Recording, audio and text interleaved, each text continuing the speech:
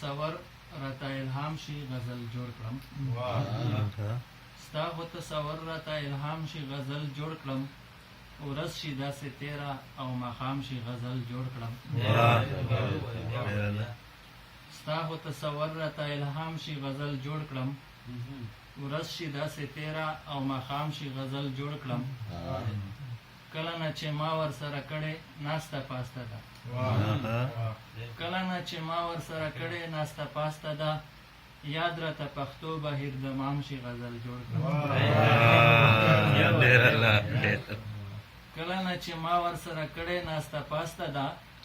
او یاد راته پښتو بهیر د مام شي غزل جوړ کړم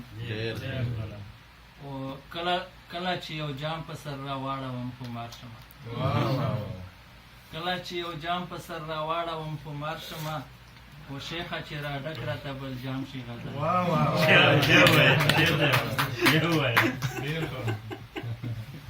کله چې یو جام په سر راواړوم خمار شمه